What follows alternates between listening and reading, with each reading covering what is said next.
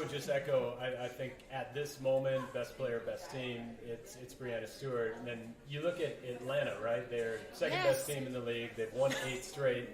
How do you pick an MVP off that team, though?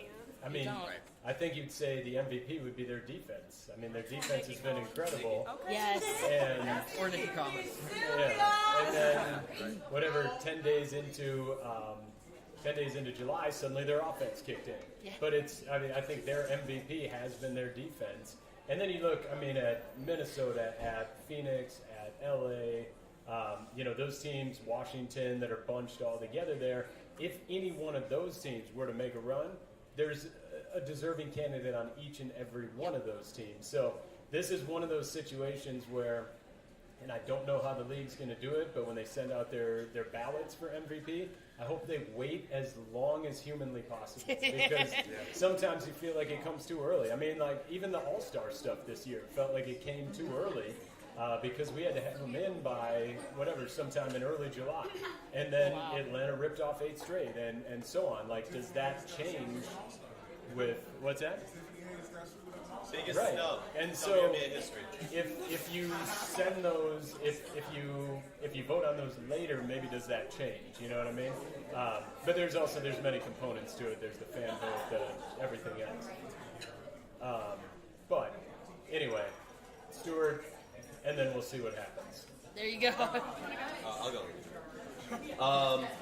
To me, it's Stewie simply because no other team has had someone who has been so dominant in every facet of the game from day 1 to day 24, 25, wherever we're at right now.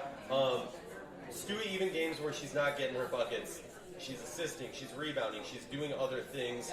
There's no other player, and I don't say this very lightly, there's no other player in my mind that is near that, like kind of what you said. It's Stewie and then everybody else, because every team, like for instance LA, when Candace goes down for a couple games, NECA was in MVP form.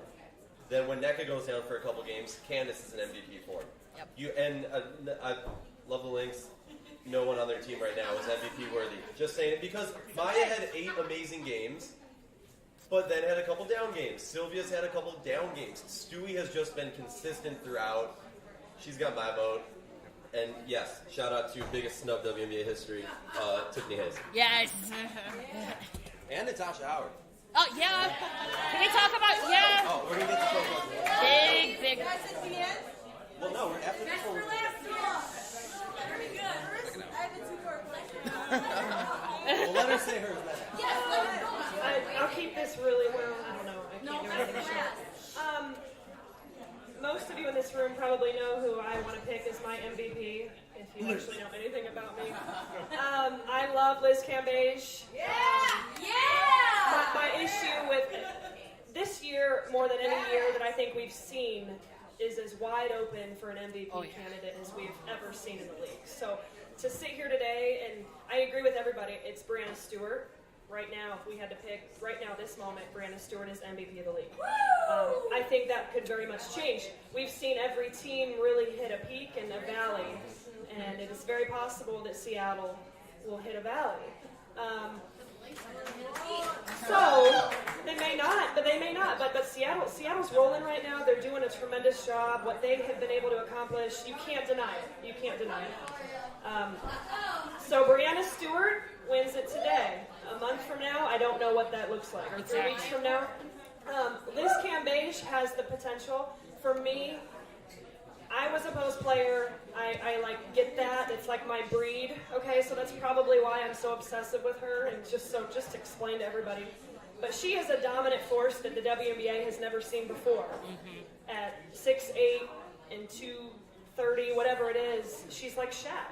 And what she's doing has just been so tremendous, and what she's brought to the WNBA and just her personality and what she's doing. That's not the means for an MVP candidate. I think it will be determined how Dallas finishes. And they are very inconsistent, and they've got the talent to go do it, but can they do it? Well, we will see. This candidate, whoever wins MVP, it's going to be determined by, how the team finishes overall. We're going to turn to the crowd for a few questions. Yeah, you have to take the mic. Yeah. Come on. You have to. Alright, I have a two-part question. I want to know, like, for some of us that don't know where all you guys are from, we would like to know where you were from, what you represent, and... They already said that. No, I just heard it again. We can do it again. We can do it again. Oh, she means like hometown. She means like hometown. Okay. No. And I want to know why each one of you are so passionate about representing the team. Oh, that's a good question. Yeah. Can I start this one? Oh, yeah. I'll start this one. Guys, okay, well, I'm Aryeh again. I'm born and raised in North Carolina. I know, girl, I'm finishing the question. I am born and raised in Raleigh, North Carolina. So that means baby. Pack Pride. I was a cheerleader in college. So that means I went to NC State with Caissa.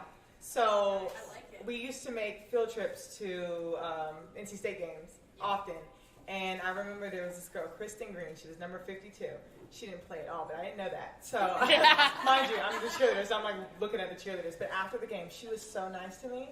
And I had her card on my wall for like my life. So growing up, I'm like, God, Kristen Green's so cool. Come to find out, I Googled her the other day, and she like didn't even finish playing. So just the niceness, and then knowing that you can go on the court and be that aggressive. I wasn't looking at her clearly, but I was looking at these people over the years, and I was watching them. And then I'm an ACC baby. My dad went to Duke.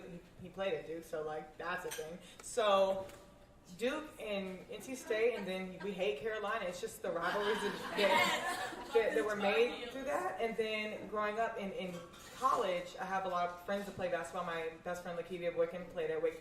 And when we were in high school, I would travel with her AAU team, so I was just surrounded in it. And then I never got a bad vibe. And so women's basketball, I'm like, why do people hate it? Why don't people follow it? These women can ball. Like, you know what I mean? It just comes down to that. And so I think that my life's mission from when I was 9, looking at Kristen Green on the court, is to push this league, because it doesn't have to be exclusive to the people that play it. It can be for the models out there. It can be for the people the artists out there. It can be for, the straight people or the gay people, any demographic, anyone. And so that's what I love about the league. It's so inclusive. Yes. So Are you still in North Carolina? I am in New York City, honey, And trying to my get city, out. So if baby. any of y'all want to get me out of New York, You're welcome in Minnesota. We welcome you with open arms. I know. I've seen. You know. I'm sure. It's great. Minnesota nice. Always. So I'm Caissa. I was born and raised in Milwaukee. I went to school in Madison, go Badgers. But I went to a women's basketball game on Valentine's Day, my junior year. And this was after back and forth, just following certain women's basketball teams. That's what really made me realize, just being there in person, seeing the team play as they do, it just made me want to watch it more. And again, like you said, wonder, like, why do people hate this? Like, why is no one coming out to support these teams? And then fast forward a few years, I started seeing someone who is here and lived here at the time when I was in Madison. Hi, Addie. She, so I would visit here before I moved up here, and I would follow the Lynx, and I noticed just how dominant they were, and I just wanted to, now that I have the time to write, I want to get as many people interested in the WNBA as I can personally. I heard my little nephews watch it now because they love basketball. I was just like, that's the best thing ever. So this is great, yeah.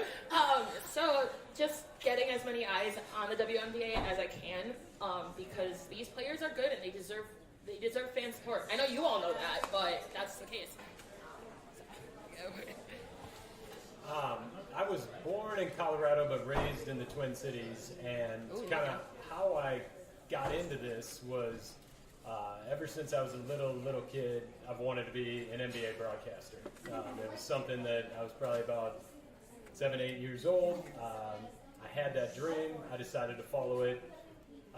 everywhere. And so through college, through working in small town radio, bouncing around a little bit, covering high school sports, covering college sports, I finally landed a job with the Minnesota Timberwolves. And it was the producer job for the Timberwolves radio network. And then when that season ended, they said, oh, by the way, we also do the Lynx games. And I was like, okay. And so in 2008, that was my first season covering the league. It was very much like, how do we cover this league? What do we do here? We didn't know, a whole lot about it. But luckily, Alan Horton, who was our play-by-play voice at the time, was coming from Seattle. He had covered the Storm. So Alan sort of introduced me to the WNBA. And Alan takes on everything as an incredible professional.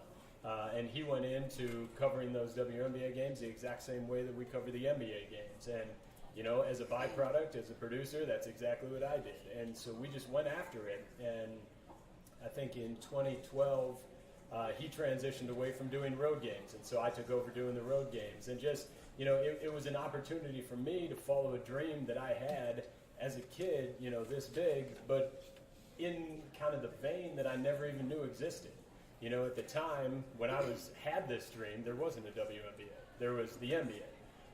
And then even going through college and stuff, you didn't realize that this was something that you could pursue, that you could have this opportunity, that you could follow your dream of covering professional basketball in the WNBA versus the NBA. And so to me, it was really eye-opening that there are great opportunities here. There are people who, whether you want to write, whether you're passionate about basketball, whatever it is, you can find that covering the WNBA. And as a byproduct, you realize how important this league is. And as we've talked about all night, about how great the players are, the stories of the players, the parity in the league, the competition in the league, the talent in the league, all those things, the more you immerse yourself into it, the more you realize, why aren't more people paying attention to this? Amen. Absolutely. And I think that's really kind of, that was one of the more eye-opening things for me, is just realizing, wow, I never knew this opportunity existed. And that's, again, one of the reasons why I'd love to see more teams have radio, because it's an opportunity. Like, the number of people that come to me and say, I want to do what you do. And I'd say, well, I wish I could tell you there's 11 other teams that have this opportunity, because there should be. And it opens doors for people, and then it gets more and more people talking about it. And so, I really think that everybody in this room that's passionate about it, everybody who's covering this league, whether it's, for a major media outlet or whether you're doing it on your own and you're paying your way, like, there are such great opportunities here, and that impresses me so much, because for me, I was just very fortunate. And then the deeper I got into it, the more you realize how important it is. And, here we sit. Woo! Am I supposed to do my name also? Yeah, sure. Aryeh Schwartz. Write it down. I'm from SLP, St. Louis Park. Yep. The Orioles, if you will. That's the suburb of Minneapolis, for those who don't know. And growing up there, single mom, 2 younger sisters, wanted someone for them to look up to have like role models that looked like them. So, like me personally, I always looked for redheaded role models growing up, and there wasn't a lot. So like I completely understand that. And then when I had 2 younger sisters, I was like got them little lacrosse sticks, and I wanted them to be lacrosse stars or get them a little basketball, and they could be WNBA stars. None of us are good at sports. But, so yeah, I started like that and just obsessed with the W. And if you're in Minnesota and you don't know about the Lynx and the amazingness, the only championships in my lifetime, the most winning Minnesota sports team in Minnesota sports history, and some of the nicest athletes you'll ever come across. So I don't think there's a reason we need to justify why we're fans, but to tell the story, it's cool. I don't know where we're So Blake, DuDonis again. Born in Maryland, raised in North Carolina. Minnesota's my 7th state I've lived in. So it's been I'm from everywhere, I suppose. For me, going into college, my basketball style as a 6'1" male, I had like the heart of a 6'10" post player, but tough, right? So it was never in the cards for me to play at any level of significance. So when I went to college, I went to a small Division I school in North Carolina, and Shout it out, Blake. Gardner-Webb University.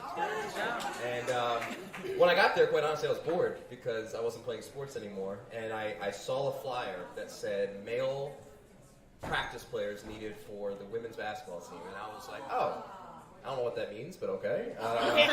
So I go over, I meet the coaches, and long story short, we spent 4 years doing that. And that team went to the NCAA tournament our senior year, and the more I went to practice and more I got my butt kicked, I was going, man, these women are good. Like, they're not like good for women, like they're really good, like period. And so I started hanging around film sessions. I started hanging around practice afterwards, and fortunately for me, it turned into a job. I got hired as a college basketball coach at 21 years old, straight out of college. So, and I worked my way up and was coaching Division I basketball for 5 years. So for me, you go through that. I met my wife in coaching.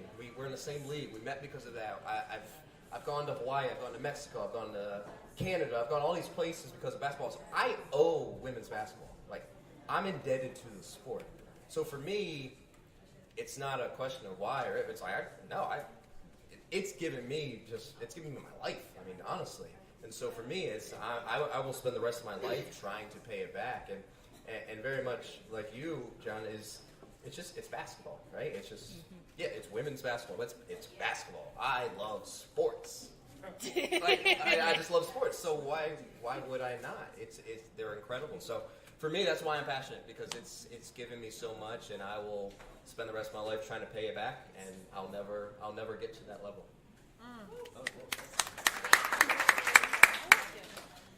I wish we could go around the room and ask everybody kind of why they're passionate about women's basketball, because I think it's just been fascinating even for me to sit back and listen to you guys. Thank you for sharing it with everybody, because it's amazing how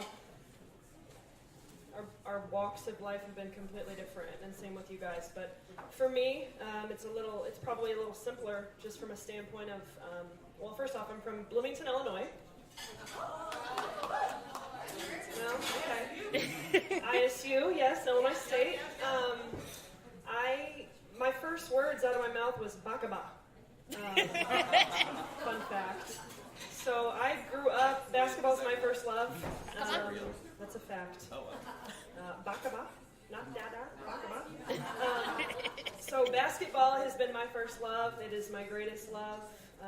Just like Blake, I love what you said. I owe everything in my life to basketball. I've seen the world because of basketball. I started my business because of basketball. I've in this room with all of you amazing people because of basketball. So I used to be, I was, I think, like 6, and I would go out and I would pretend to be Michael Jordan.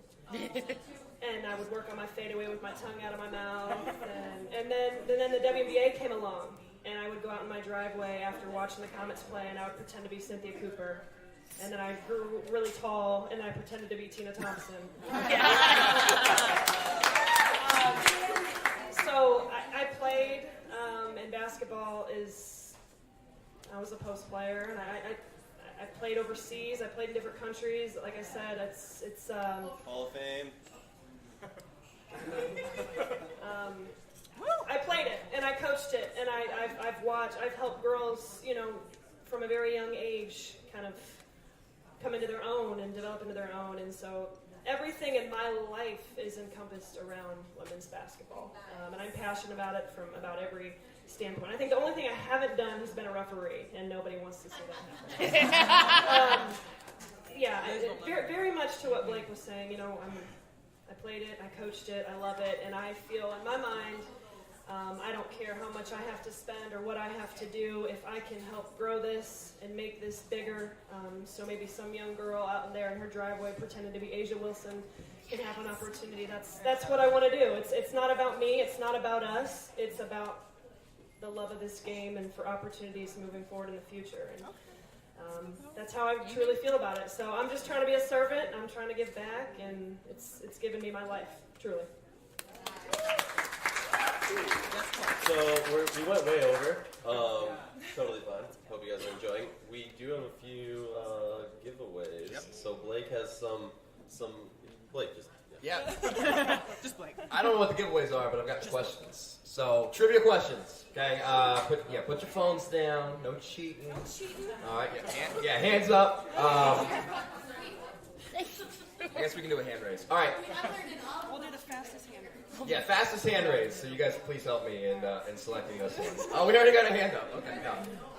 Who is the WNBA's all-time leading three-point leader in terms of percentage for her career? Ooh. So all-time Y'all not gonna get this in one. three-point percentage. Is that WNBA.com or basketball reference? WNBA.com. Wrong. As according to WNBA.com. Who was that? Who was that? Chrissy Tolliver, who is currently in second place all time. Just 0.2. Almost there. Good guess. Minimum attempts of 800. Are you serious? Yes. Who was that? Becky Hammond, good guess. No, she's in the top 10 though. Jasmine. If I have to start giving hints, I can. All right, it is not a player currently in the league, so that should help. Cynthia Cooper, no. Nope. That was cold-blooded, dude. No. Okay. You are wrong. A player who has played recently. She has played within the last 3 seasons or something. Tamika Catchings, no. Good guess. Who's that? Say it again. Oh, you're going to say that too? Nope. Okay. This player has won a championship before. Dawn Staley, no. Good guess. Katie Douglas is top 5. Good guess. I'm going to keep giving us. Right here. Kara Lawson is correct. Hey, poetic justice, a Mystic shirt. Kara Lawson, her last team with Mystics, 39%. Kara Lawson for her career. Tolliver is at 38.8%. I know. That surprised me too, percentage-wise. So Cool. she could break it. So Tolliver is within range. If she does what she did tonight for the regular season, then she might break it. Yes. Yep. So we got another one, right? This is correct information, right, Meredith? You think so? Okay. According to Meredith from Bleacher Report, that's where this information is. Who is the only other player besides Maya Moore to win 3 straight WNBA All Star Over there. Game Right there, the black one. MVPs? There's the black. It was here. Lisa Leslie. Yep, count it. Congratulations, Lisa Leslie. Over here. Far left. You better know your stuff, girl. We see you. That Kara Lawson thing, you didn't know that, did you? Let her shine. I didn't either. I didn't Google it. Feel free to nag us, ask us more questions, anything like that. We just don't want to make you sit here and look at us anymore. Rachel does have one final closing remark. I just want to thank everyone for coming, because when we put this together, we thought it was a great idea, but I honestly didn't think anybody would show. So thank you for coming and supporting the game. And check out the sign. Yes, Winning Company.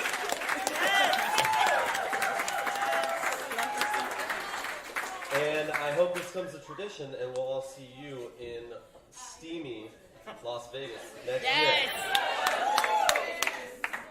Just to kind of echo off Aryeh and everybody up here, I just want to say you guys got to listen to us talk, but the true growth of this league, everything we're trying to do, everywhere it's going, is because of you guys in this room. You represent something far greater than just us up here, if you will.